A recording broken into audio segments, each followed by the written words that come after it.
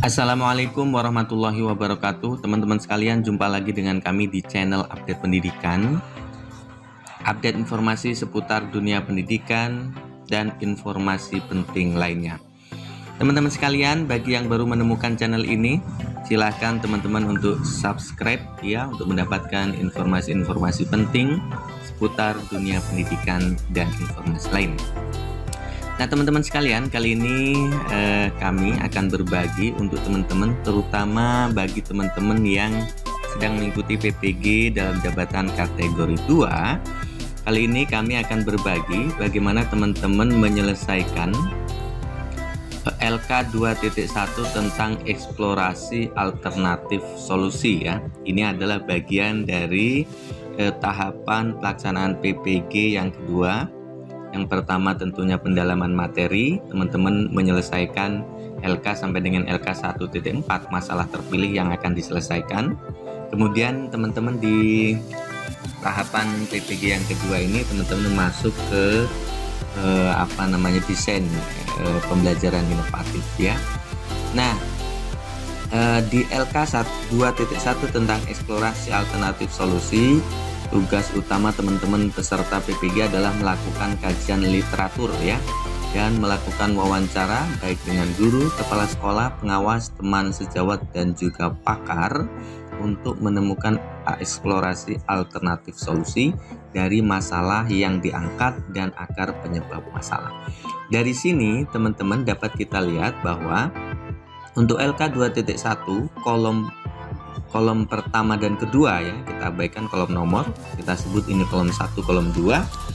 Diambilnya dari mana? Dari LK 1.4 ya. Jadi copy paste saja LK 1.4 tentang masalah terpilih yang akan teman-teman selesaikan ya. Nah, masalah terpilih yang akan teman-teman selesaikan sebagaimana tagihan PPG dalam jabatan kategori 2 adalah minimal ya 4 ya, minimal 4 akar masalah ya, berarti ada 4 masalah yang harus diselesaikan. Kalau di LK 1.4 teman-teman memilih kurang dari itu, nanti tidak memenuhi standar ya, karena tagihannya adalah nanti teman-teman membuat 4 perangkat pembelajaran ya pada tahap yang kedua ini. Jadi seperti itu teman-teman, diambil saja dari LK 1.4 ya. Misalkan ini terkait dengan motivasi belajar rendah, tindakan, kemudian akar penyebabnya juga tindakan.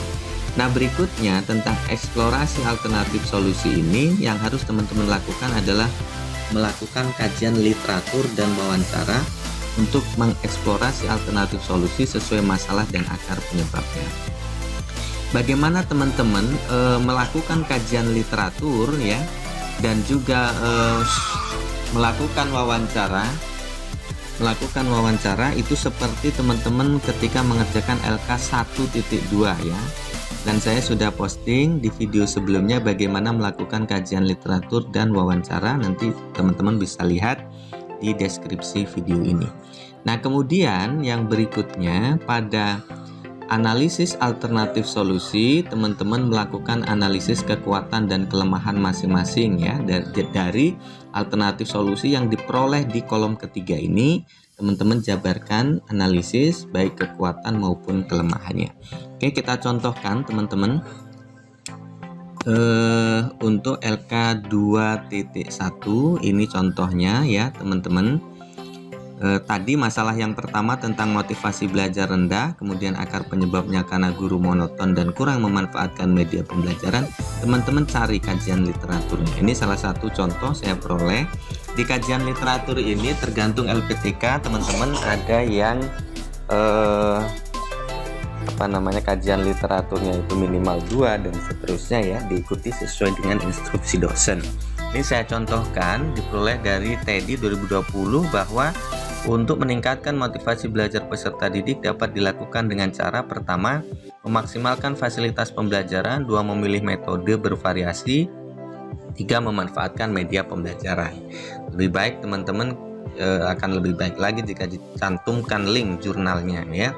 Kemudian melakukan wawancara kepada guru, diperoleh ini alternatif solusinya wawancara kepada kepala sekolah juga diperoleh alternatif solusinya ini, teman-teman juga lakukan wawancara kepada pengawas dan mungkin pakar ya gitu. Jadi ini saya contohkan hanya 2 saja. Teman-teman lakukan wawancara dengan yang lain juga. Kemudian di kolom analisis alternatif solusi, nah teman-teman ini ya jabarkan ini. Misalkan alternatif pertama ya, memaksimalkan fasilitas pembelajaran. Apa kekuatannya, kelebihannya ketika teman-teman memaksimalkan fasilitas pembelajaran? Misalkan pembelajaran akan lebih optimal, peserta didik lebih aktif karena banyak fasilitas yang disiapkan ya. Misalnya begitu.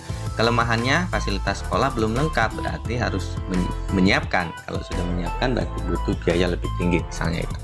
Kemudian alternatif kedua, memilih metode pembelajaran yang tepat dan bervariasi ya. Apa kekuatannya? Pembelajaran akan berpusat pada peserta didik, meminimalkan kebosanan dalam pembelajaran ya, karena pembelajarannya bervariasi. Kemudian mengakomodasi berbagai gaya belajar peserta didik tadi ya, karena metode yang digunakan bervariasi itu kelebihannya. Tapi juga memiliki kelemahan karena harus menyiapkan metode yang bervariasi. Teman-teman memerlukan waktu yang persiapan yang lebih lama. Nah seperti itu kurang lebihnya. Kemudian alternatif solusi yang lain teman-teman cantumkan lagi, lalu kemudian analisis kekuatan dan kelemahannya. Begitu sampai dengan semua alternatif solusi itu teman-teman analisis kekuatan dan kelemahannya. Itu teman-teman berbagi kami di kesempatan ini, mudah-mudahan bermanfaat. Teman-teman sukses selalu ya PPG dalam jabatan kategori 2 sampai dengan lulus. Terima kasih sudah berkunjung ke channel ini dan assalamualaikum warahmatullahi wabarakatuh.